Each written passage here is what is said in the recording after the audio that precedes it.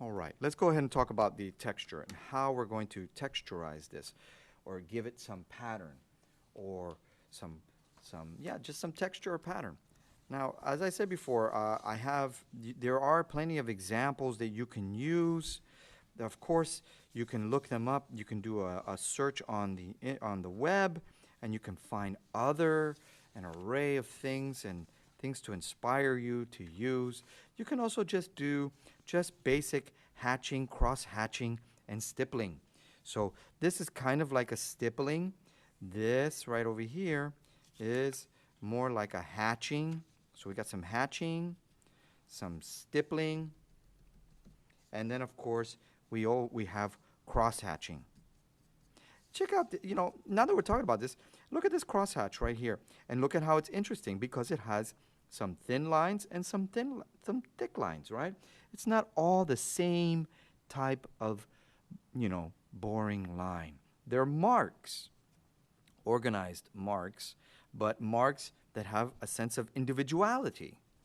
So this is something to, to strive for. All right. So I'm going to come in here and I'm going to try, let's start off with medium. And I might say, I'm going to go ahead and do some hatching. So I might do some hatching like this and continue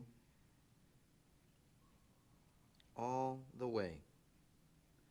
Don't try to depict like shadows or anything like that.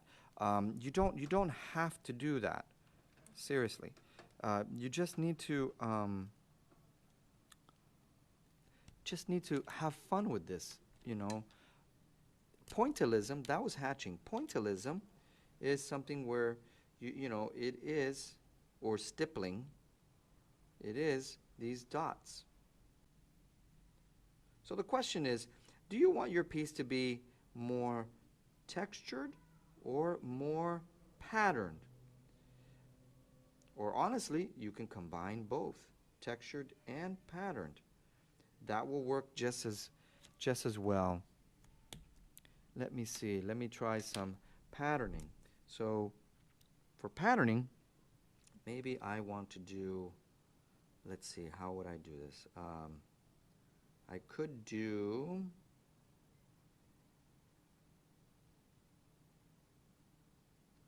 maybe some squares, some happy squares in there.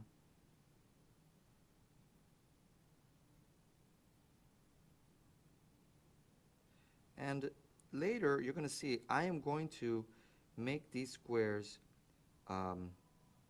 be more interesting by having them, some squares be thicker, some squares be thinner, some squares don't finish, some squares, meaning like right here, if I don't finish that square, that's okay. So here we are. So I've done those squares. Now, right in here, you can see that. So I've done those squares. So what do I want to do now? I want to create interest. I want to create interest in there. And I could do something where I say, okay, you know what? Just the left and the right, I'm just going to darken right there like that, just like an L. So you see what I'm going to do here. Now these squares look 3D, but it's just an illusion. But I am doing a pattern, and this pattern is, it's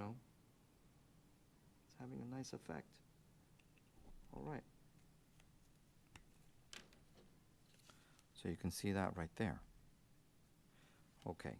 Now I can continue with this, but I suggest just look at some of the examples of what other students have done filling in all these spaces.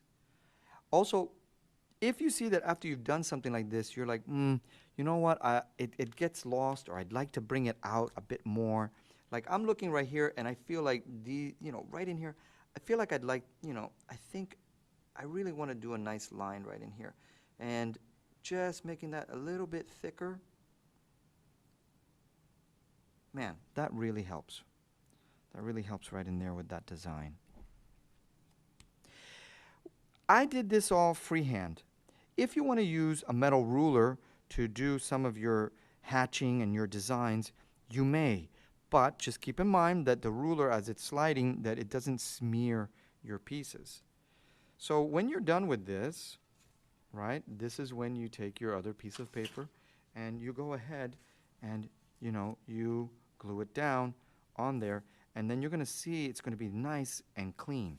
So you can do all of your graphic interpretation on here and then later adhere it. I think that's going to be a cleaner bet. All right, everybody. Have fun, okay? Remember that. Have fun, but it's serious play. Serious play, meaning you really are taking yourself and your time seriously and letting yourself go into the zone while you're working on these pieces. Okay? All right, everybody.